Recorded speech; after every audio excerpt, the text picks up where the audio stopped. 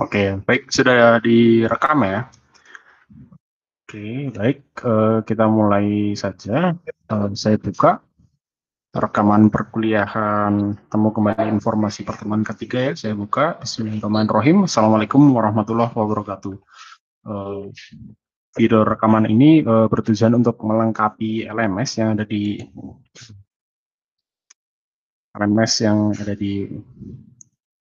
mata kuliah temu kembali informasi terkait dengan topik yang ketiga yaitu inverted index ya. Nah, nanti kita di sini akan mencari sebuah indeks di mana indeks itu akan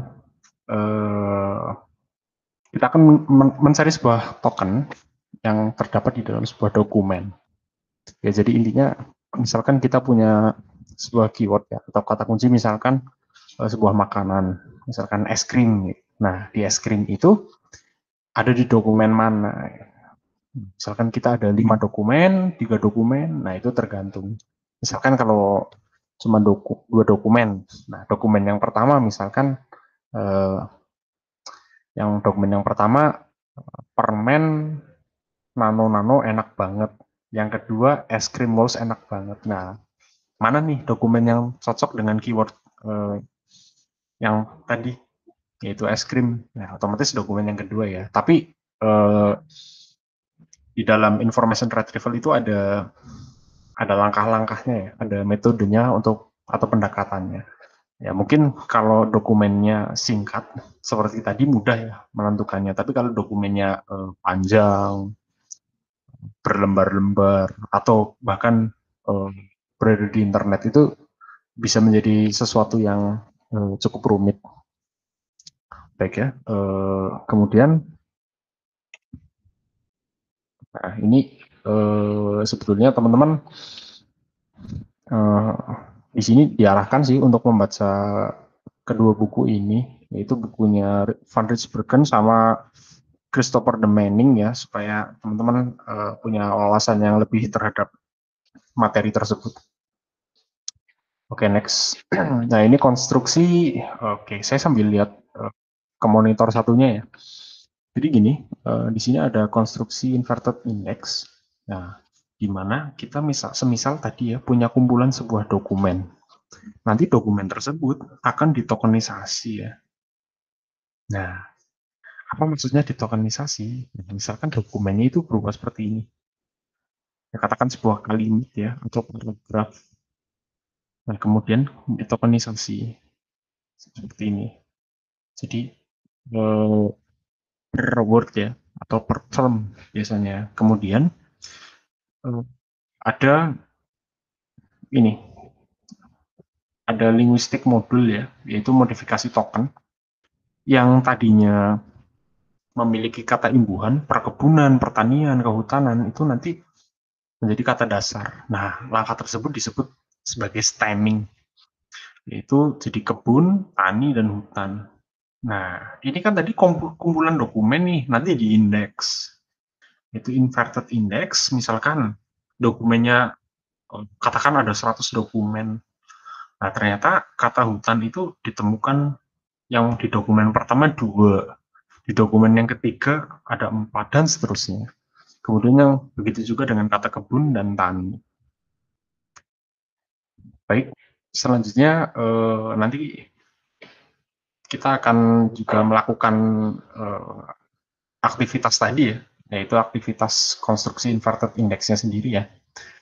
Yaitu nanti kita menggunakan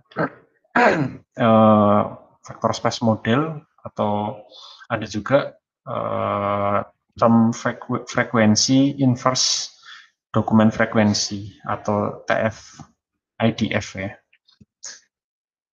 Nah, indexing sendiri yaitu pengindekan ya secara manual oleh manusia, kemudian pengindekan secara otomatis.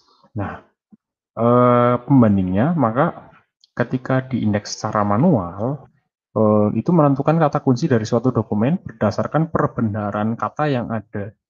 Ya, misalkan kita membutuhkan tadi saya sebutkan kata es krim, nah, itu juga bisa menjadi acuan ya. Kemudian oleh ahli di bidangnya.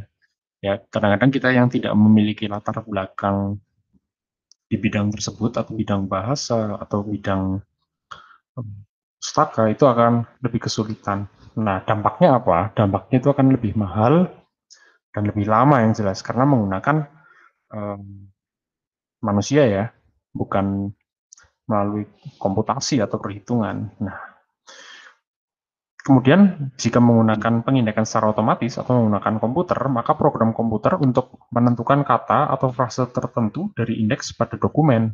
Nah, ini menimbulkan dampak yang lebih cepat. Yaitu salah satu manfaat sebetulnya dari indexing tersebut. Oke, nah ini contohnya uh, manual sama automatic ya. Kalau yang kontrol vocabulary-nya itu ada catalogization sama categorization. Nah, kalau manual ini jika itu free text maka namanya indexing ya. Kalau automatic namanya search engine.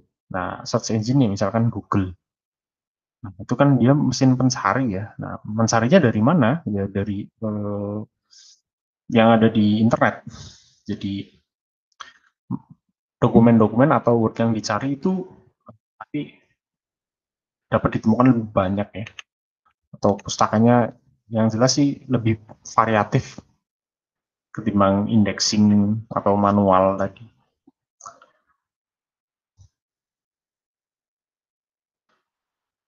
Oke, kemudian ini tahap pengindekan secara otomatis ya. Kalau menggunakan komputasi, jadi terdapat langkah-langkah seperti berikut, yaitu memperhatikan struktur dokumennya yang meliputi ID, tanggal, author, title, teks, dan seterusnya. Kemudian nanti tadi kita di awal membahas strukturnya, yaitu ada tokenisasi, kemudian membuang stop word. Nah, teman-teman sebelumnya sudah mempelajari stop word ya. Apa itu stop word? Yaitu tadi membuang kata-kata yang tidak memiliki makna atau tidak memiliki arti atau kata penghubung misalkan dan eh, atau itu selanjutnya seperti itu. Kemudian melakukan pembobotan kata dan membuat sebuah indeks. Selanjutnya ini untuk struktur dokumen ya. Eh, Semisal struktur dokumen ini terdiri dari tergantung jenis dokumennya ya. Terdiri dari misalkan ini format dokumen umum atau SDML ya. Ya ini biasanya di website sih. Kalau SDML itu eh, markup language ya. Misalkan kayak HTML, XML dan seterusnya. Kemudian perlu pemisahan antar elemen dokumen. Ya ini perlu dipisah-pisah ya setiap elemen dokumennya. Kemudian bagian mana saja dari dokumen yang akan diindeks. Kemudian langkah tokenisasi yaitu kata atau konsep tadi ya dari sebuah frase atau term, kemudian teknik segmentasi atau memilah. Nah, tokenisasi sendiri, misalkan ini contohnya ya, makan nasi itu makan sama nasinya maka bisa ya. Kemudian banyak menggunakan metode statistika berdasarkan frekuensi kemunculannya. Nah, ini nanti juga misalkan kata makan itu ada berapa, kata nasi ada berapa. Dalam suatu dokumen akan dihitung frekuensi kemunculannya. Nah, kemudian eh, selanjutnya ini untuk post tagger ya. Oke, baik. Ini stop word. Nah, stop word tadi saya sudah sampaikan bahwa misalkan ini kata-kata yang tidak memiliki arti atau makna ya, ada dan, atau, yang, dan seterusnya. Dari pengalaman, frekuensi sangat banyak ya. Ya jelas karena misalkan kata-kata yang tidak penting ya, yang atau, dan, terus, yang, itu pasti sangat banyak dalam suatu dokumen. Lebih banyak dari kata yang memiliki makna atau arti ya. Nah, itu dihilangkan sebagai efisiensi ya. Kenapa? Karena ketika menggunakan perhitungan secara komputasional atau menggunakan komputasi, jadi lebih mudah, lebih cepat ya data-data yang diproses. Karena hal tersebut juga menjadi suatu beban memori ya, atau dibutuhkan suatu resource yang lebih banyak, baik dari prosesor maupun dari memorinya sendiri. Jadi lebih baik, alangkah baiknya dibuang saja. Oke, kemudian permasalahan yang ada ya, ini ketika membuang sebuah stopwatch itu biasanya ada permasalahan ya. Bagaimana kalau kata tersebut itu misalkan seperti ini, yang maha kuasa, yang mulia, nah itu menjadi sebuah masalah. Nah, misalkan kayak ekspresi N ya, kalau di dalam gerbang logika ya biasanya, atau bahasa pemrograman ada N, OR. Nah, itu di bahasa Indonesia kan ya ekspresinya menjadi dan bernilai besar jika kedua operan bernilai benar. Nah, ini salah satu contoh kalimatnya. Nah, ini kata dan ini sebetulnya punya makna, tapi karena menggunakan komputasional maka tidak mengenal ini sebagai sebuah stopwatch atau bukan. Nah, tapi kita nanti akan banyak sih sebetulnya kiat-kiat khususnya untuk tersebut. Ini apa itu stemming? Nah, stemming itu dari kata ya, misalkan ada imbuhannya, misalkan ini menonton menjadi tonton, memakan menjadi makan, meminum menjadi minum. Itu yang disebut stemming. Ya, secara definisi, stemming adalah proses pembuangan prefix dan suffix. Ya, jadi di awal maupun di akhir ya. Nah, secara morfologi dari suatu kata berimbuhan menjadi kata dasar. Ya ini yang disebut stemming itu seperti ini. Stemming dilakukan atas dasar asumsi bahwa kata-kata yang memiliki stem yang sama memiliki makna yang serupa. Ya sebetulnya sama sih. Jadi untuk mengeneralkan dari tokennya, ya itu harus dilakukan proses stemming. Nah, ini banyaknya riset menunjukkan bahwa stemming tidak mempengaruhi kinerja temu kembali informasi secara nyata. Ya, tidak terlalu berpengaruh ya, karena yang dibutuhkan kan kata-kata dasar. Nah, tujuan dari stemming sendiri efisiensi dan efektivitas. Nah, permasalahan di stemming misalkan seperti ini. Misalkan melalui itu kan lalu ya. I-nya imbuhan, melalui me-nya juga imbuhan. Nah, itu bisa menjadi sebuah permasalahan di stemming ya. Jika ini mencapai. Nah, itu misalkan I-nya dianggap sebuah imbuhan, men-nya juga dianggap sebuah imbuhan, maka nanti bisa seperti ini hasilnya. Kemudian ini, yaitu salah satu permasalahan yang ada di stemming. Kemudian stemming akan menghilangkan variasi morfologi. Nah, ini salah satu contohnya sih. Misalkan kata dasar misalkan kabar ya. Itu ada berkabar, mengabarkan, terkabar, perkabaran, pengabaran. Jadi variasinya banyak yang memakan, dimakan. Itu juga menjadi variasi di stemming sendiri. Kemudian ini teknik stemming. Nah, teknik stemming itu berdasarkan aturan sesuai bahasa tertentu. Ya kenapa? Karena setiap bahasa memiliki teknik stemming yang masing-masing ya. Misalkan bahasa Indonesia berbeda tentunya dengan bahasa Inggris atau bahasa yang lain. Nah, kemudian berdasarkan kemunculan bersama, berdasarkan kamus. Ya tentunya ada 3 kategori tersebut. Nah, ini Porter Stemmer, yang dikembangkan oleh Martin Porter ya. Ya, algoritma Porter berdasarkan pemotongan awalannya, prefix maupun suffix. Yang pertama penghitungan ukuran kata, yang kedua pemotongan. Selanjutnya ini ukuran kata.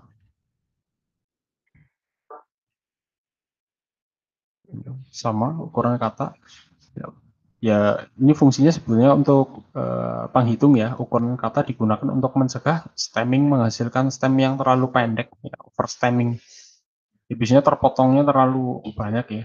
Seperti tadi mencapai jadi capa. Itu salah satu ininya, salah satu eh, contohnya. Kemudian diasumsikan minimal stem berukuran 2, kecuali jika kata berukuran kurang dari 2. Nah, itu untuk ukuran katanya. Kemudian aturan pemotongan.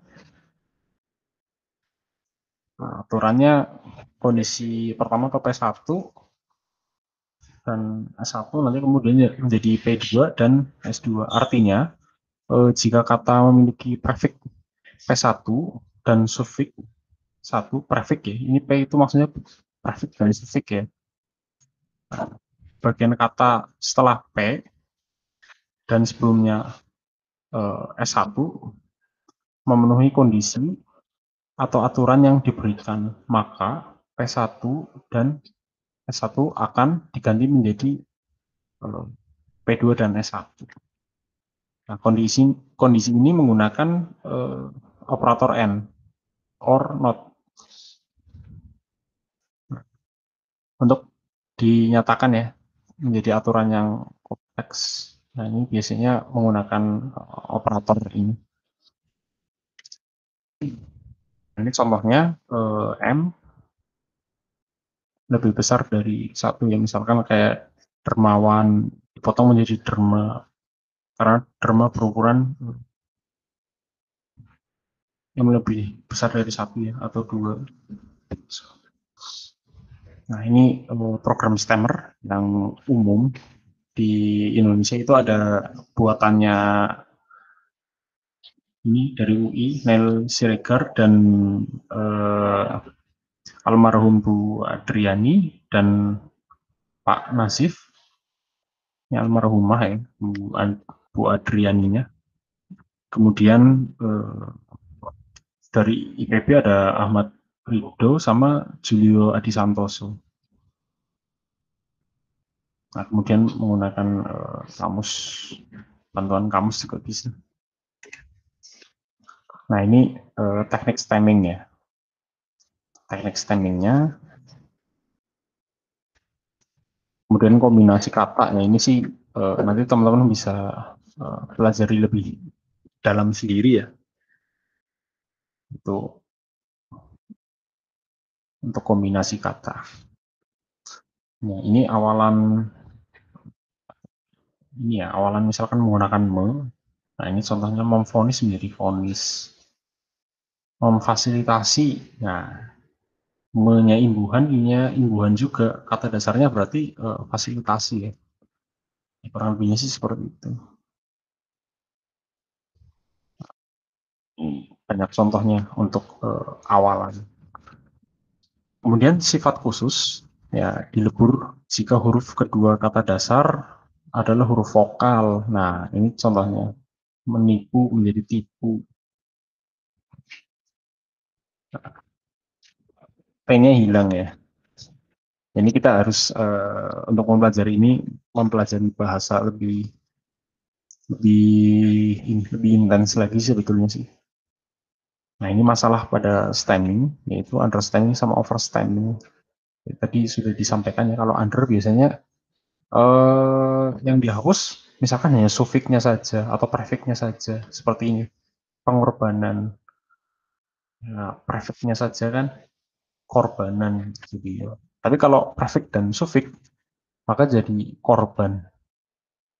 Kemudian ini overstemming sama, tapi ini biasanya kebanyakan ya, untuk mencapai misalkan jadi capa.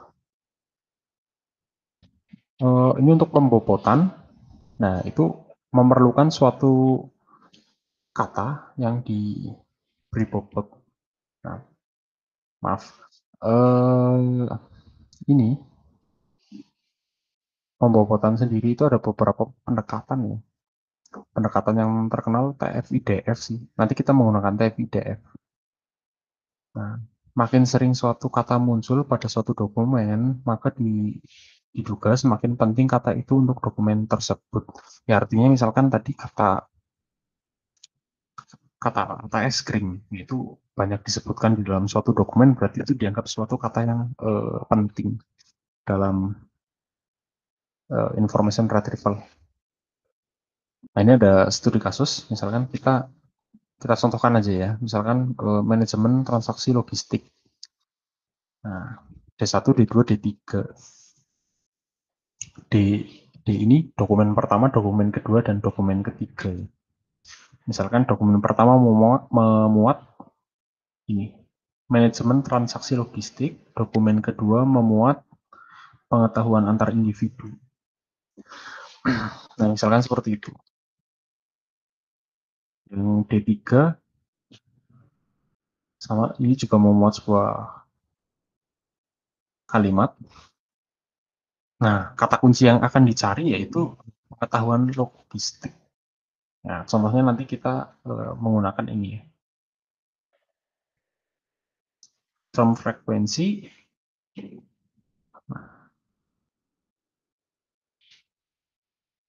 Ini alternatif type IDF-nya sih. Sebenarnya ini lebih ke ya ini sih alternatif aja sih, tapi nanti kita yang lebih inti nggak pakai ini. Paling sampai di sini dulu untuk pembobotan. Oke, baik. Nanti teman-teman bisa lihat dalam video ini. Jadi nanti selanjutnya langsung membahas ke perhitungannya langsung ya, supaya lebih lengkap aja sih.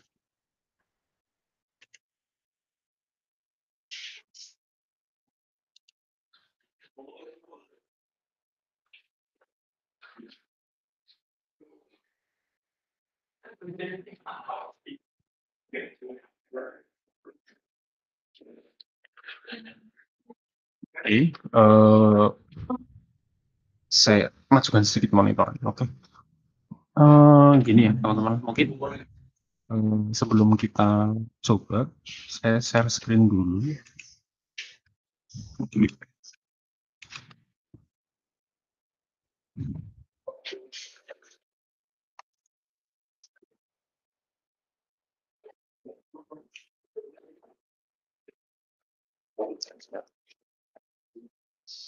baik, sudah muncul ya yang saya share screen. Itu sebuah Excel di sini, yaitu tadi kita mencoba ya studi kasusnya ya. Nah, kita sambil sambil lihat sih ke slide, tadi sebelumnya sudah melakukan sedikit perhitungan. Nah, ini kita misalkan membutuhkan kata pengetahuan logistik. Keyword atau kata kunci ini nanti dicari atau dibobotkan. Nah, mencarinya menggunakan pembobotan. Mas, dokumen yang memuat kata ini, pengetahuan logistik, secara perhitungan, maka dokumen tersebut yang paling memiliki bobot paling tinggi ya, atau ranking yang paling besar jumlahnya. Nah, oke, kita mulai saja. Kita pertama kita sudah lihat ya ada 3 dokumen, ya itu kita sebutkan 3 dokumen yang ada di sini. Kemudian token, tokennya apa aja? Kita lakukan tokenisasi ya. Yang pertama itu ada manajemen.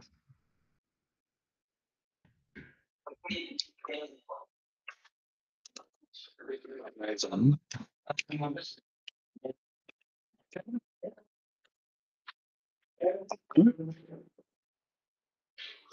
Kemudian ada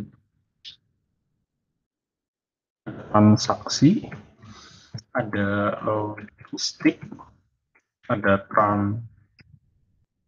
transfer, ada pengetahuan, ada oke. Baik, sampai di sini kita memiliki token. Ya, ada 1, 2, 3, 4, 5, 6. Ada 6. Ya, tadi dari kata ini dan 6. Nah, mana keyword yang kita cari? Ya, untuk awalan ya, seperti ini. Jadi ini 0, 0, 0. Oh, sorry, maaf ya, ini logistik karena di sini ya pengetahuan logistik, maka logistik ini 1 ya. Kemudian transfer juga tidak ada ya di kata kunci pengetahuan. Nah, ini ada 1. Kemudian untuk individu 0 juga karena di keywordnya tidak ada. Hanya 2 buah kata ya yang di. Nah, selanjutnya ini menjadi sebuah term frequency atau ini TF-nya ya. Kita menggunakan TF IDF. Kemudian dokumen 1, dokumen 2, dokumen 3. Supaya rapi kita ya. Ini udah cukup rapi sih. Baik ya, saya lanjutkan. Kemudian untuk kata manajemen itu ada di dokumen 1, dokumen kedua transaksi juga ada, dokumen 3 logistik juga ada. Transfer di dokumen yang ini apakah ada? Tidak ada, maka 0. Dan pengetahuan apakah ada di dokumen 1? Tidak ada juga, maka 0. Individu apakah ada di dokumen 1? Tidak juga, maka 0.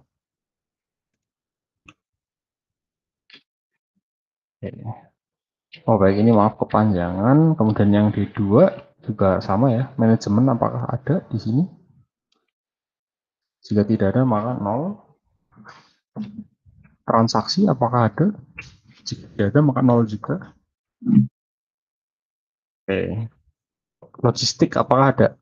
Jika tidak, maka 0. Transfer sama juga 0. Nah, di sini ada pengetahuan ya. Maka 1.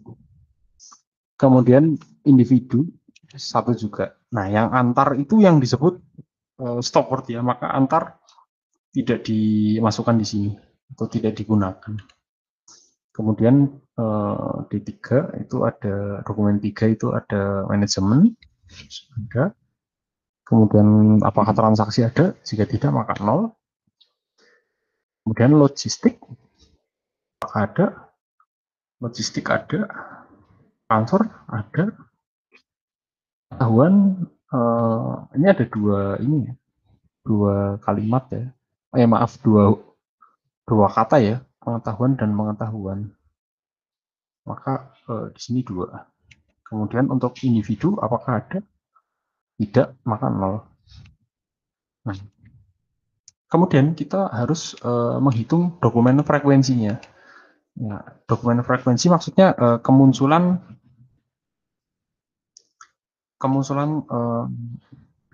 token ya di tiap dokumen. Misalkan tadi kata manajemen munculnya di dokumen apa saja sih? Dokumen pertama dan dokumen ketiga. Maka ada 1 dokumen dan ini dokumen keduanya. Jadi 1, 2. Maka di sini ini dokumen frekuensi ya di F. Maka ada 1, 2. Kemudian 1 hanya 1. Kemudian yang ini 1, 2, 2 dokumen. Yang ini 1 dokumen. Kita tulis 1. Nah, kalau yang ini bagaimana? 1 dan 2. Apakah kita tulis 3? Bukan, tapi kita tulis 2. Karena hanya 2 dokumen. Itu 1, 2. 1, 2. 2 dokumen. Kurang lebihnya seperti itu. Ini juga. Ya. Kemudian selanjutnya kita akan membuat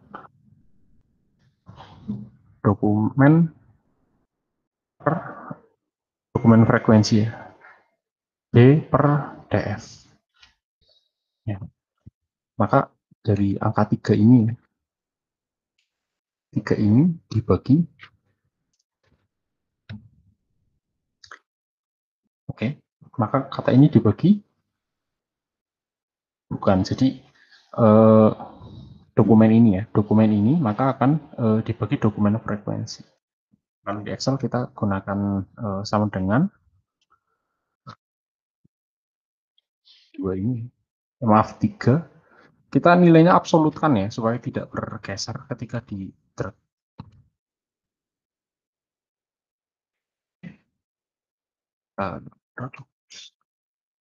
Oh, maaf, ini dibagi di F ya,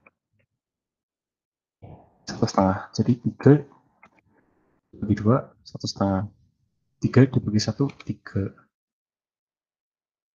3 dibagi 2, 1,5 lagi. 3 dibagi 1, 3 lagi. 3 dibagi 1, 3. 3 dibagi 2, 1,5. 3 dibagi 1, maka 3. Jadi untuk FIDF-nya seperti ini ya. Atau dokumen frekuensi. Ya untuk rumusannya kita kasih sih di sini. Bentuknya seperti ini. Nah kemudian kita lihat inverse dokumennya ya. Maaf ini ya. Iya.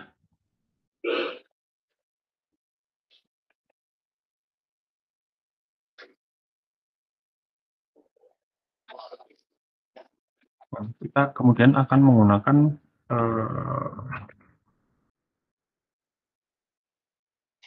jadi inverse dokumen sama dengan log n ini maksudnya dokumennya ya, dokumen per dokumen frekuensi dari yang ini. Oke, kita coba aja sih untuk lebih mudahnya, karena kita sudah menemukan df-nya ya sebetulnya, jadi kita tinggal ini dengan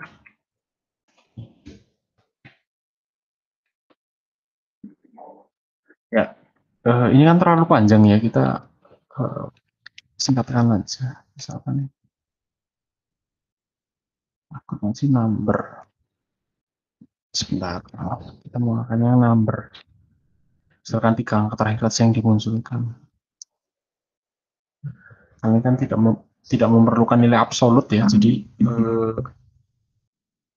inverse dokumen sama dengan log n per dokumen frekuensi atau df-nya. Nah, kita tarik aja. Oke, muncul. Supaya tidak membingungkan, maka kita blok ya. Mana sih yang akan kita gunakan nantinya? Nah, ini kan kelihatan ya. Logistik pengetahuan, jadi kita blok juga karena ada kemunculan di situ. Oke ya, kurang lebihnya seperti ini.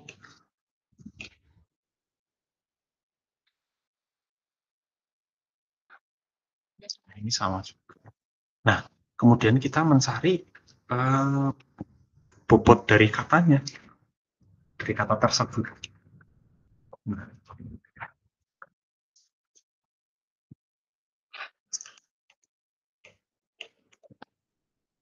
Nah, gimana caranya? Ya. Kita nanti akan melakukan menggunakan rumus yang ini. Melakukan perhitungan menggunakan rumus yang B sama dengan term frekuensi dikali log dokumen per dokumen frekuensi. Dan nanti kita akan ketahui hasilnya ya. Berapa sih bobotnya per token ya. Nah, kita tahu nih bobot katanya itu ada berapa. Pembobotannya sendiri misalkan di sini kita terus bobot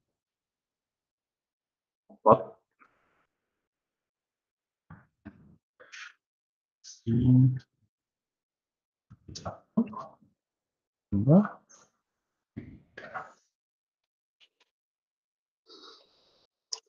Ini sudah terlihat ya.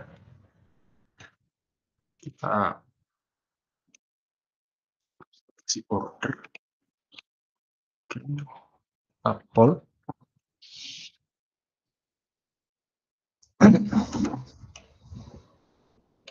Oke. Nah,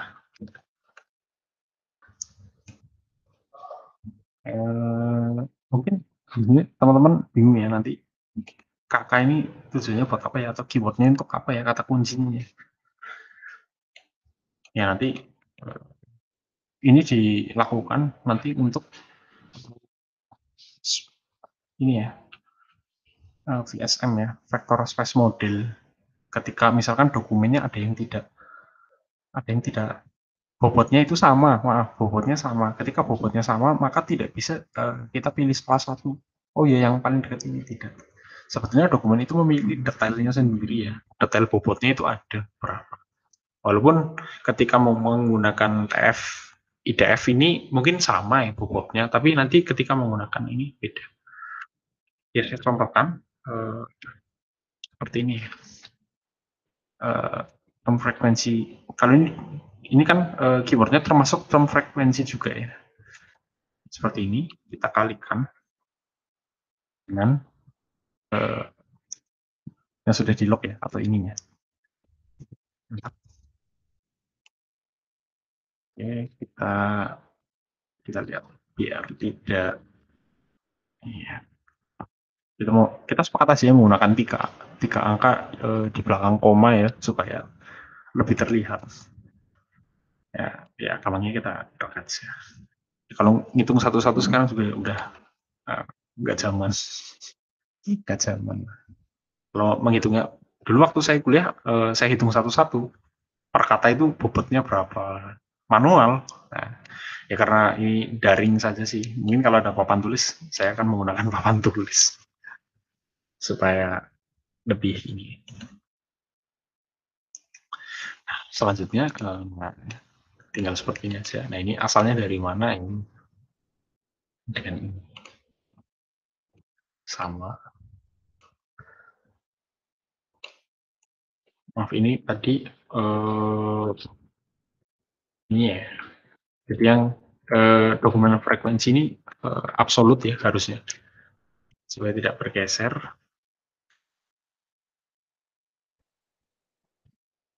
Ini juga harusnya absolut, nanti kita rubah aja. Maaf.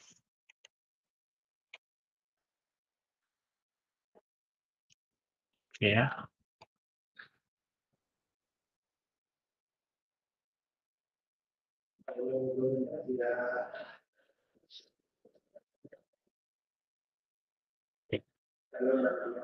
Jadi nilai DF-nya ini tetap ya. Lognya ini kan sudah ada, jadi kita ambil yang dari sini aja. Nah, kurang lebihnya seperti ini sih. Kita drag. Oke ya, muncul.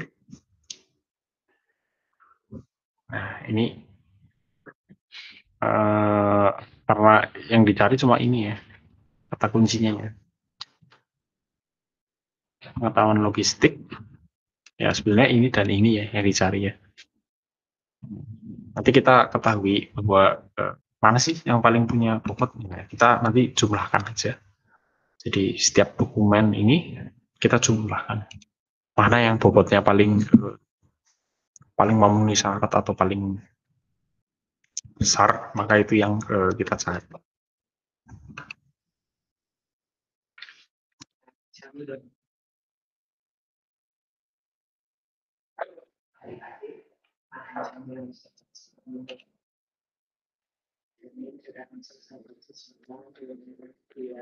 Kita melakukan penjumlahan atau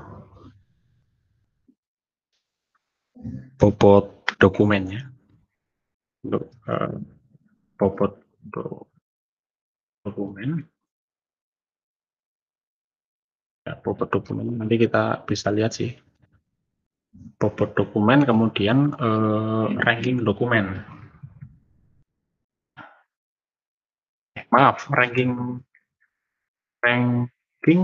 ya ranking sebenarnya ranking ini ya ranking dokumen berdasarkan kata yang ditemukan. Ya, kita yang itu D1, D2 dan D3-nya saja. Ya, kita coba yang pertama kita jumlahkan semua. Kita total ya ini jumlahkan tambah misalkan kata manajemen ditambah kata transaksi ditambah kata logistik ditambah kata pengetahuan ditambah kata individu. Ya kita sum aja sih jadi satu semuanya. Seperti ini.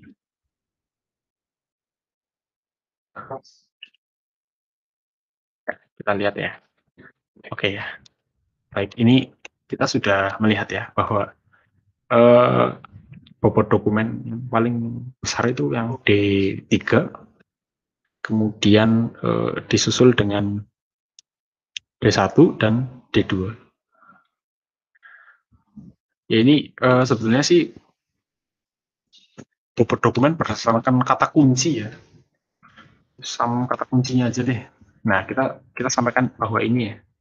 Kemudian untuk ini ya, kita coba jumlahkan. Mana sih kata yang kita cari yaitu logistik dan pengetahuan. Berdasarkan kata kunci ini ya. Nah, kita lakukan blok aja tandain supaya terlihat sih. Oke, ini ya. Oke, di sini mungkin sudah terlihat ya. Teman-teman secara kasat mata mungkin bisa membedakan oh ya kira-kira dokumennya yang tapi kalau dokumennya ribuan atau ratusan lah minim itu kita hitung satu-satu ya lumayan ya kita menggunakan pemodelan ini dulu aja. Nah untuk itu maka kita jumlahkan yang sudah ditemukan di dokumen pertama ini jumlahkan dengan ini maka hasilnya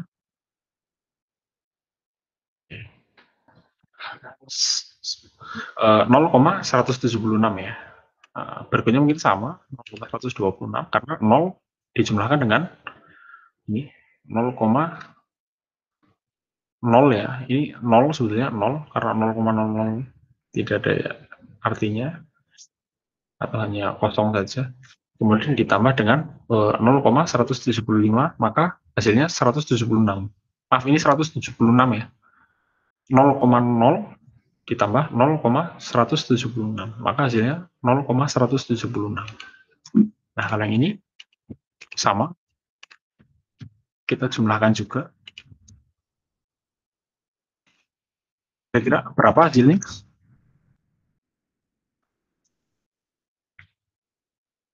hasilnya ada yang tahu ini hasilnya ya. Oke ini hasilnya mungkin teman-teman udah bisa lihat ya mana sih yang paling tinggi kalau diurutkan. Nah kita buat aja misalkan urut ini nama dokumennya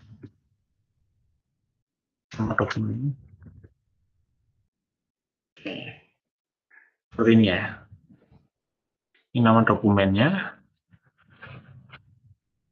ya. Yang paling tinggi